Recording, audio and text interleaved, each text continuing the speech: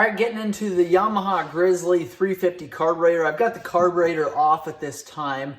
I did fail to mention when we were pulling the carburetor, and I've showed you that video. Click on the link below for that. I wanted to show you how we pulled that throttle cable off. I kind of gave you a brief overview, just a ballpark idea how we did that, but I wanted to give you a little more detail there. So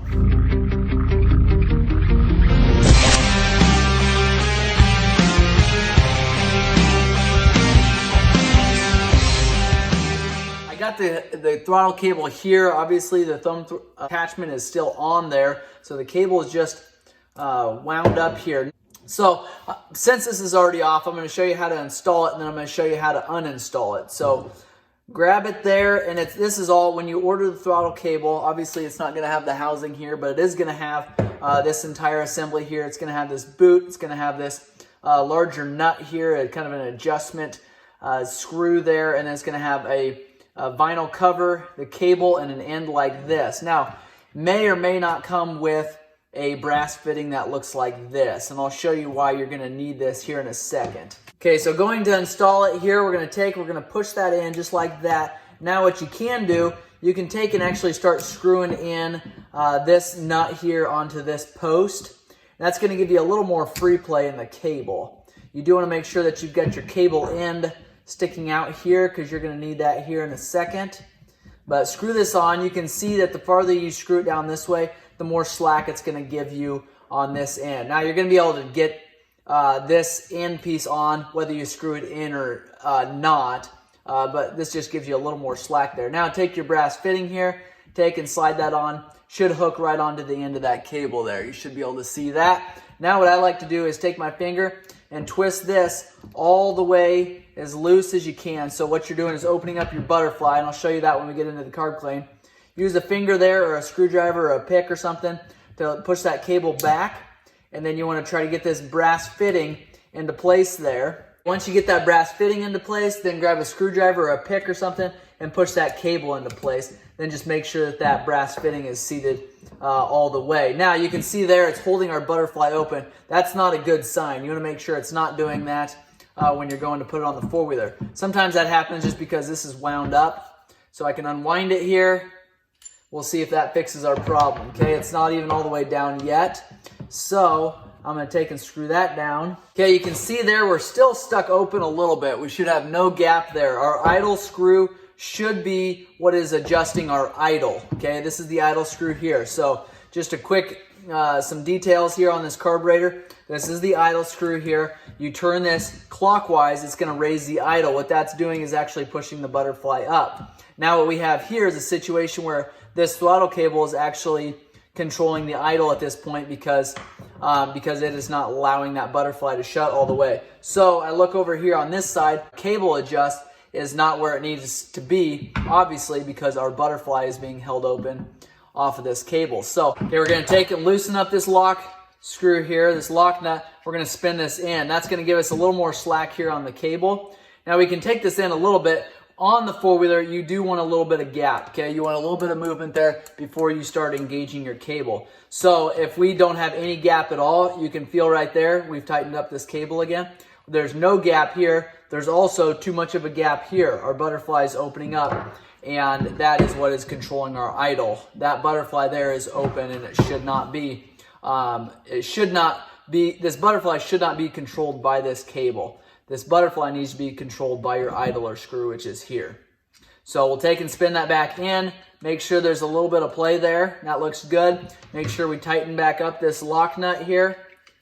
And then we can take our boot and throw it over top. Okay, that's how you install the cable. Now to remove the cable, which I've kind of showed you in a previous video when we went to remove this carburetor. But what you do, 8mm wrench, loosen this up. We can take and spin this butterfly here, and that'll give that cable some slack. I don't know if the video is clear enough for you guys to see that, but you've got slack right here in the cable. Now you can just take a pick or a screwdriver, take and get in behind there and pull that out. You don't want to damage that cable by doing this, so if you're really cranking on it, something else is keeping you held up. It's not this cable, okay? Because if this cable is in the correct spot on this butterfly here, you can see that's got a slot right there for that cable to get out. you should be able to pull that brass fitting right off of there, and your cable's right there. Now you can take and remove the cable all the way just by spinning this nut out of here. And this cable, even with this little fitting on the end of it, not the brass fitting, but the fitting on the end, will just slide right out of that cable port there. Slide out, now that cable is removed. Now we can set this aside.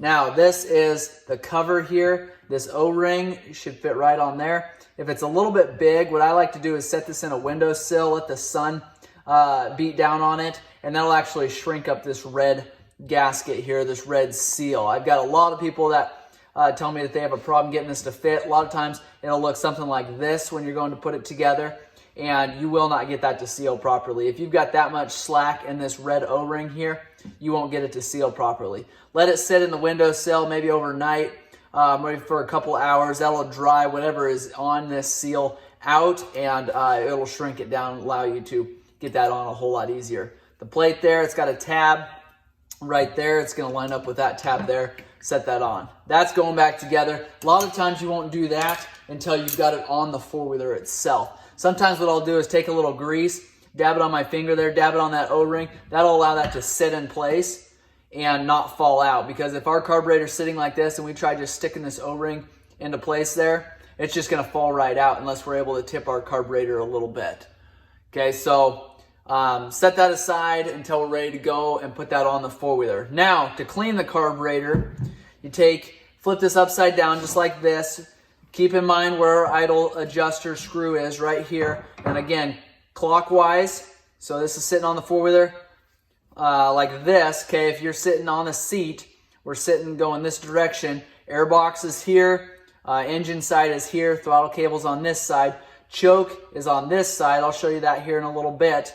You've got an air hose coming. You've got an air boot right here, or a duct coming right here. That's coming from the air box. That sits right here. And there's a larger hose that's going to attach onto that nipple there. What this does, if we were to take compressed air and blow into this port here, your slide would come up, and that would also cause the needle to come up as well. When you're giving it thumb throttle, this butterfly is gonna be opening. Okay, so let's say we're at max throttle right now. We're holding that throttle wide open. Our butterfly's wide open. The most amount of air is gonna be flowing through your air box and through your carburetor that can possibly be going through there. So it's gonna push that slide because of that port there. It's gonna push that slide open there. It's gonna allow that needle to pop up, and we are going to have the most amount of fuel being sucked up through our main jet. We're also going to have the most amount of air being pushed through that venturi of that carburetor. So that's just a little overview of how that carburetor works. And you do want that butterfly there to snap back into place. It's got a spring in behind here that you want to make sure is working properly. If it got dirty or something, make sure you get it clean so that that pops back where it needs to be. Now, remove the 4 Phillips screws that are on the bottom of this bowl here. And while I'm removing these, this port here is an overflow. This nipple right here is an overflow. This is your drain bolt here, your drain plug. That will be if your carburetor has got, say, bad fuel in it, you put the wrong kind of fuel in there, you can actually take and drain that fuel through that drain bolt here. So remove this a couple turns, you're going to start having water, well, if you had water in your fuel tank, it would dump out here. You're going to more than likely have fuel that's going to dump out of that bottom hose here. You do want to make sure that you've got a hose hooked up here so that that fuel isn't dumping directly onto the top of your motor. You want that fuel line, or that vent line should drain all the way down beneath your motor so that that fuel is not draining on your motor. Pull those 4 screws there. Now we can take and lift this bottom bowl off here.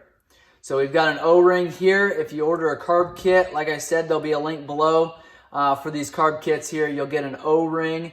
You want to inspect here, clean this all out with carbon choke cleaner and compressed air. Make sure you've got no debris down in here, no particles, nothing you want sitting down in there. Make sure you've got a good gasket on there.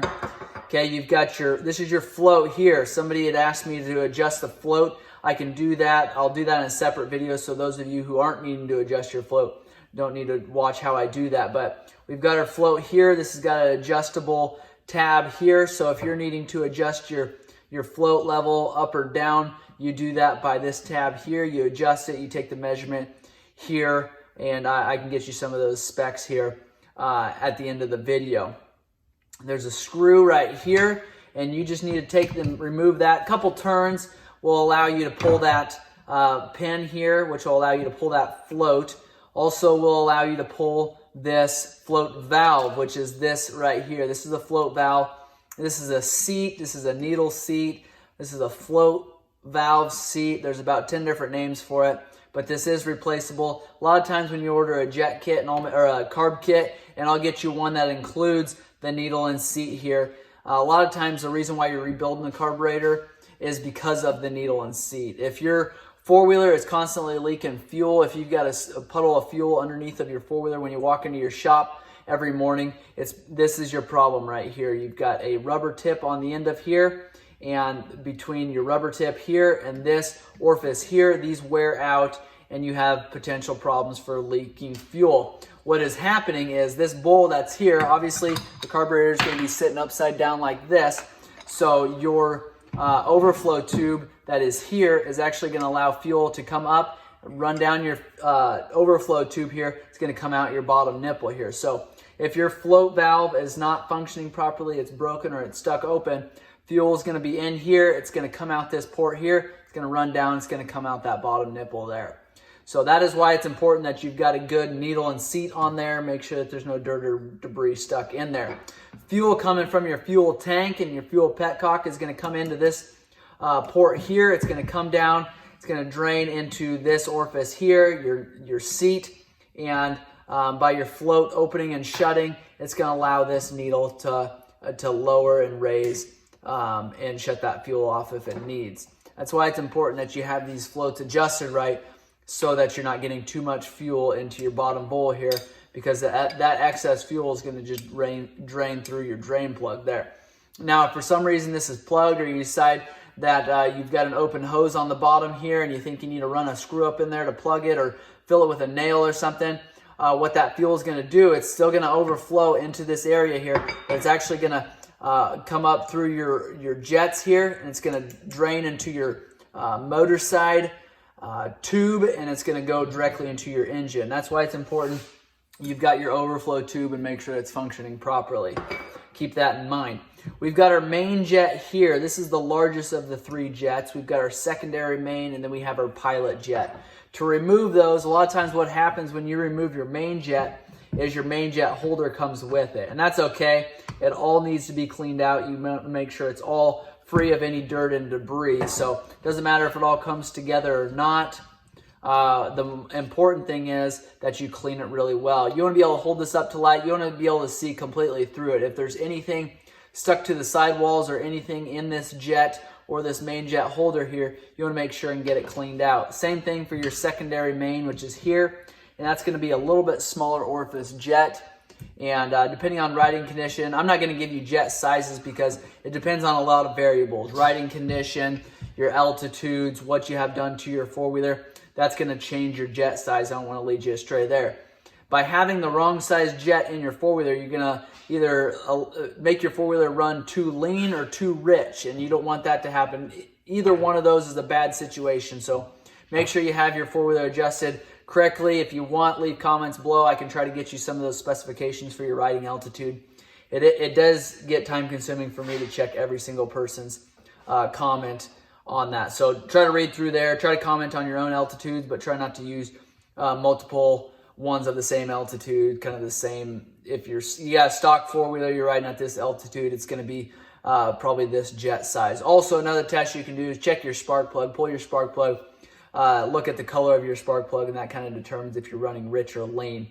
And a lot of times just how your four-wheeler feels while you're riding. But you don't want a four-wheeler running lean or rich. Your pilot jet, which is here, this is going to be the smallest orifice out of all of these. And this right here looks a little bit different than these other two jets. This one's longer and skinnier. And it actually, with the Carb Clean tools, the Jet Clean tools, you actually a lot of times can't even get a wire down in here to clean them out. A lot of times a jet cleaning tool will have a wire, then it'll have the rib section, then it'll have a wire again. And you want to make sure that you get it all cleaned out really well, but you want to make sure that your wire is going to be able to get pushed through there. Make sure that's going to, make sure you're going to be able to see through that just fine. Now, while you have all this off, we're going to take and pull this top cap here, and that's going to get into your diaphragm area. What I want you to be careful is if you're only taking the bottom portion of your carburetor apart and you're going to take carbon choke cleaner and blow through these ports, which I would suggest doing. I would not suggest doing that if you still have your diaphragm up top here. The reason is it's a rubber diaphragm, and if you get any kind of carb cleaner or fuel in this area here, you run the risk of ripping this diaphragm if the diaphragm gets pushed in a weird position. Just be really careful because these rubber diaphragms are extremely fragile. They're very expensive, and if you get carbon choke cleaner on them, they rip so much easier than if you didn't. So I suggest waiting on the carbon choke cleaner before you get this diaphragm pulled out of here. Okay, we've got our spring, we've got our cap. Push up on the slide here, and there is your needle, and there is your diaphragm here. This is also called your slide. So your needle, you're able to remove that. All right, to pull that needle, then what you do, grab needle nose pliers, don't have to be this small. Take, this one you just have to pull. So you've got a spring on there, you've got a rubber O-ring there, and then you've got this cap portion here. That's the part that you pull out of there. Now, make sure you keep track of that spring. Not a good situation if you leave that out. Okay, now we can take and pull our needle out. And on that needle, you got a couple different things, so just be careful. You've got a metal washer, then you've got a clip. You've actually got another washer here. Then you've got a plastic bushing, and then on top here, you've got a clip. All right, directly underneath of that clip, you will see some numbers there. That'll determine your needle size, and that's largely determines the length of it. You can actually get different lengths if you want. Sometimes these are adjustable, and the same way that you would adjust your jets, you can also adjust your needle. We will take our washer here, set it on top. Drop that down in there, make sure all those parts stay where they need to stay. Grab this smaller washer here, set that down in there. It's really handy to have a pair of pliers like this. You can fit all the stuff down in there just like that. Now, make sure you've got that spring on there, like I said. Take and push that down. That should snap into place. Now you should be able to press on that needle just like that, and you should have some spring there. Now, this, I want to give you a kind of a brief overview of the lower portion of the carburetor. So you've got your slide in there, right? And it's just going to look like this. So when you give it throttle, I showed you what that butterfly does. The butterfly opens up over here. More air is allowed to suck through here. It's going to lift this diaphragm. It's going to lift this needle. Directly underneath that needle is where your main jet sits. Okay, this is your main jet right here. Okay, so as soon as you give it throttle, that needle starts raising. You're going to start using that that main jet area there, and you're going to allow fuel to get sucked up through there. So if you put a smaller main jet on there and you give it throttle, like full throttle or even 3/4 throttle, you're going to have less fuel going up through there. Same thing if you have a larger jet on here and you give it throttle, anything from a half on, you're going to have more fuel flowing through there. Now, the longer needle that you have right down in here, the longer needle, the more throttle you're going to have to give it to allow that fuel to go up through there. So the opposite would be true. The shorter needle, the less throttle you're going to have to give it to go up through there. Now, there is potential, so I don't want you guys just to go out and buy the shortest needle possible and the largest jet possible. You'd be running way too rich that way because you could actually get too much fuel running up through here, and that would cause some serious issues as well. So make sure you want your needle and your jet, you want those kind of meshing together because they work together. Okay, those are the two that work together the most. The pilot jet and the secondary main just go off based off of airflow. So your pilot jet that's over here is going to be constantly sucking fuel up there if you have small amount of air flowing through there, because that uses a port that's actually over here. So something totally different. It uses one of these ports here. Fuel comes up through our pilot jet. Remember the smaller jet that's here, And when that choke is open, it's allowing more air to flow through there. And that is why when you choke your four-wheeler, it pulls more fuel up through there. Now, if you choke your four-wheeler and you're giving it throttle, so if you leave your choke on, you're going to be pushing too much fuel, and that is why your four-wheeler will start running bad after you leave your choke on for long periods of time. If it does not start running bad, if you think that it runs better with your choke left on, I would suggest pulling this apart, cleaning your main jet, because that means your main jet either isn't big enough or it's dirty. So that would be a reason why your four-wheeler is running better with the choke on than with the choke off. Okay, putting this back together now. I'm actually going to do the top first. That way we can keep that diaphragm from getting ripped. What I like to do is take and turn this diaphragm upside down like that. Okay, make sure that that sits in that groove. Just perfect. This is what is used to seal it. If you don't have this sitting in that groove, then you are not going to, it's not going to seal properly. We'll grab our spring there, that's important. We'll set that spring on that tab there on the cap, and then set that cap right on there. Now, a lot of times you can tell if that sits down into place just because of how it feels. We'll run our screw in, run this screw in, and then we'll snug these up. And this, I'm not taking my thumb off the top of this cap until we get these snugged up. I don't want that diaphragm to pop out of place and then it doesn't seal properly. Okay, that is on, that's snugged up. Now we're going to take and put our bottom end together there. So we've got our float valve here, our needle. Put that on. Doesn't matter which direction this goes, either direction. Set that down into our seat there. We can take our pin, run that in, and go underneath of that Phillips screw there and snug this up. Doesn't have to be tight at all. Be very careful you don't damage that. Pilot jet on this side hole here. Snug this up. Make sure these are going in straight. Don't over tighten them because it's brass. You can damage these very easily. Okay, then we got our secondary main, which is here. This is a little bit smaller jet than your main jet here. They look identical though. So make sure you get the right one put in the right place. Okay, now we've got our O-ring here. A couple different ways of doing this. Sometimes I'll actually take a little bit of grease and put it on here. Very, very little grease because you don't want any actually getting into your bowl here. But if you take a little bit of grease, that'll allow that to be held in place there, and we can slide that bowl on there. Now we're going to tighten these up. You've got 3 screws that are identical. The third one, or the fourth one, is for the idle adjusting screw. Okay, that's why it's a little bit longer.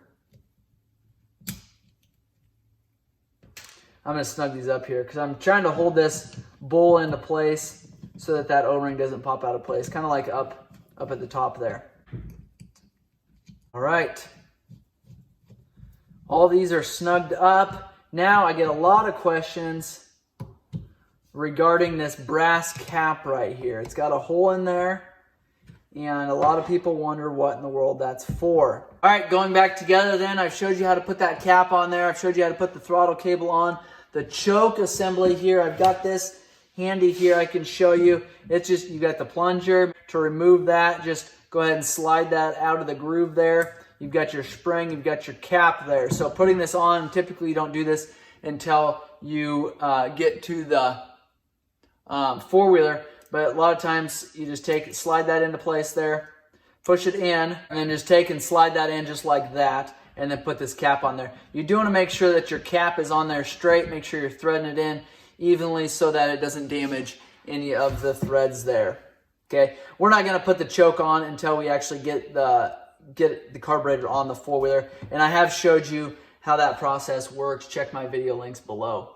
If you guys found this video helpful, again, make sure you give us a thumbs up. We appreciate any of the feedback. You can leave those in the comments below. If you found this video helpful, please share it with your friends and family. Hit the notification bell if that's helpful. We've got hundreds of other videos on about any make and model of UTV, ATV, motorcycle, jet ski, weed whackers. Not too many weed whackers. But appreciate you guys watching.